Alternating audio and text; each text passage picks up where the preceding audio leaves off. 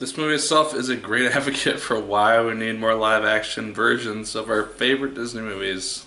This was great.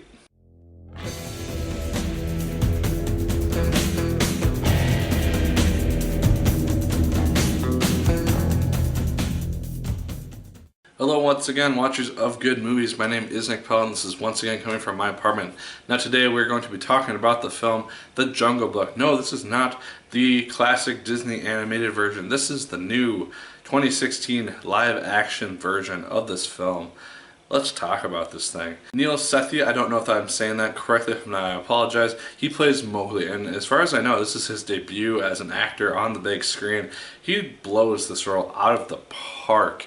There are a few lines which I felt were a little bit iffy, but for the most part, this kid delivers fantastically. Since this film is filmed entirely in CGI, as far as I understand it, he did a fantastic job interacting with different creatures on screen. All these animals are, as far as I'm aware, CGI creatures, and they just look so realistic, and he reacts to them so well. There's a scene where he's sitting down and there's like these little wolf cubs that are just like kind of bouncing all around him, like grabbing at a thing that he's holding. He reacts to them really realistically, and I really enjoyed seeing that. And so when this film comes out on Blu-ray, I'm really looking forward to watching the behind the scenes to see how this thing was made, because I am very curious about it. So that brings me to my first point. The animation for this film looks absolutely stunning. If you had told me that this film was filmed on location in like the Amazon or something, I would have believed you, because that's how good this movie looks. You can tell a little bit that the creatures, like the animals, are animated just because they don't have that level of realism, but they look fantastic, and they're about as close to realistic as you could possibly hope to get with a movie like this. It just looks fantastic, and the voice actors all do a great job. Standouts for this one for me: Ben Kingsley playing Bagheera. He does a fantastic job. He's probably in the film the most, and I really enjoyed his portrayal of the character. Bill Murray playing Baloo really takes the comedic essence of this character and really just elevates it, and includes a lot of different lines from his own creation that are not in the original movie, and just makes it a very funny character. And then Idris Elba as Shere Khan. Holy crap, this guy is terrifying when he wants to be. Just the first scene that he comes out on as Shere Khan, he just has this essence of evil to him, and you can just tell this is a tiger that you do not want to mess with. And he just blows this role out of the park for me. Every line that he delivers is standout to me, and I just loved Idris Elba in this movie. I thought he did fantastic. One little thing that I want to mention, which I really enjoyed that they did, was that on Mowgli's body, he wasn't just perfectly fine, no scars, no bruises, no anything. He has scars all across his body. He has scratches from just where he's fallen and where he's gotten scratched by animals. I like that they kept those features on him, because it's very realistic. He's a kid, he's in the jungle, he's gonna get hurt, he's probably gotten scars as he's grown up in this jungle, and it makes sense. And so I really like that they added those features to Mowgli, because they weren't able to do that with the original Disney version, because they just had a drawn out character with no scars on him. This made more sense, and I really like the realistic take on it. I also really like how this film is set up, because we see Mowgli basically running with the wolves, we get introduced to Bagheera, and we see this whole community of animals. It's basically the dry season, and they all congregate at this truce rock of sorts, and it's basically a place where no animals are able to hunt, because the #1 rule is that you have to drink water. That's the most important thing. It comes before eating and hunting other animals. So every animal during the dry season is just able to come to this spring, drink water from it, because it's the only source of water around, and then move on, not being fearful of their lives. That's a really cool thing, and it really shows the significance of all these creatures, and it was really neat to just see a bunch of different animals on screen at the same time, and just hearing different voice actors doing the different personalities that would be exhibited by these animals. I really enjoyed seeing that. Now, as this is an adaptation of a Disney movie, it does have its own small differences, and I thought for the most part, all these differences worked to the benefit of the film. It hits all the main plot points that it needs to hit.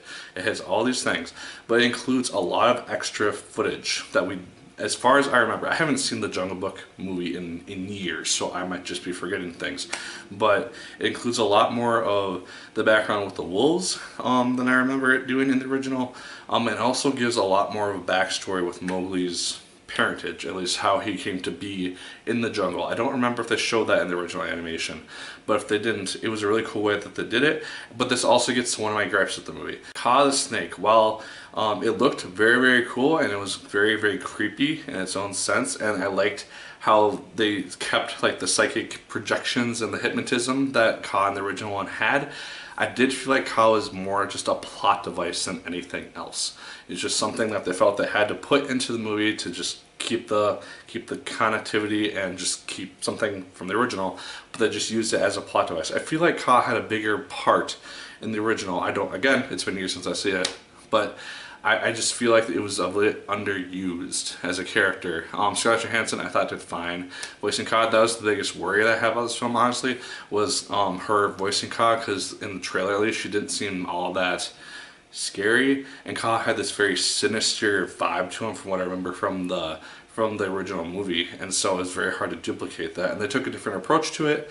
I don't think it worked as well as it could have, but that's just me. Another thing which I had a small gripe with was their version of King Louis. King Louis in the original version was very uppity. He was very small. He was an orange chimp of sorts, or an orangutan or something.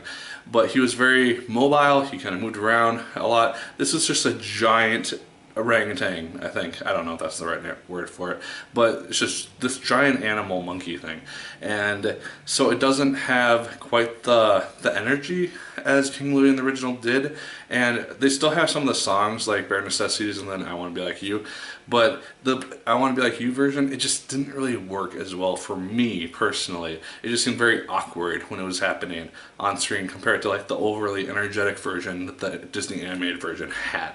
That's just my opinion. Another thing that I really did enjoy that the movie did, though, was it focused on what makes man unique, and that's his creativity. Mowgli is consistently trying to create things to help improve his life and trying to make things easier for himself. Instead of drinking at a pond, he creates basically this bucket and has these ropes. He swings it, he collects the water, and he drinks from it. This is something no other animal has to do because they just get down, they gulp with their mouth, and they're done. He doesn't have that luxury because it'd be a little bit awkward and doesn't really work that well. He's consistently just creating these different inventions, mainly during his time with Baloo, which I really enjoyed seeing because it really, again, focused on the fact that man's specialty is the fact that they are creators, they are inventors. And it was a really cool thing to see a focus on in this movie. And if you've seen the ending to the original movie, you know that there is a final showdown with Shere Khan at the end. Again, there are differences between the Disney version and this version. I enjoyed this version a whole lot because while I kind of had a feeling of where it was going to go in regards to how the fight was going to end, I still enjoyed it immensely. I thought it was a very cool way to end the movie. That said, my last little gripe with this movie is actually something which seems to be missing from the end. I won't say what it is for spoiler's sake, but there's something which happens at the very end of the Disney movie which doesn't seem to occur in this movie, unless it's like after the credits and I just completely missed it because I walked out too early. It seemed like it didn't conclude as well as it maybe should have, or it didn't come full circle as well as maybe could have. If you want to know what I'm talking about, leave a comment and I'll go into a little bit more. But that was just one thing which I left the movie kind of like, I don't know how I feel about that. And so I don't know if it's a gripe or not, because it just leaves you with a different message for the movie, and a different just way it's going to end, and therefore a different just feeling in regards to it. But guys, those are my thoughts on The Jungle Book. This is a fantastic movie. I absolutely recommend going to see it. It blew me away. It had me captivated for the whole entire runtime. I never looked at my watch once, which is very rare these days for a movie to do. And I absolutely loved this movie. It has its issues, as I've stated, but they're honestly very, very minor things which did not detract from my enjoyment of this movie whatsoever. All the voice actors did fantastic. Neil Sethi, he did a great job in his debut performance as Mowgli, and I really look forward to seeing what this kid does later down the line in his life. But guys, those are my thoughts on The Jungle Book. Let me know yours in the comments down below. Did you like the film as much as I did? Did you hate it more than I did? Let me know. Like, favorite, comment, and subscribe once again if you so choose. I'd appreciate it immensely. And as always, my good people, my name is Nick Pell, and once again, keep on watching.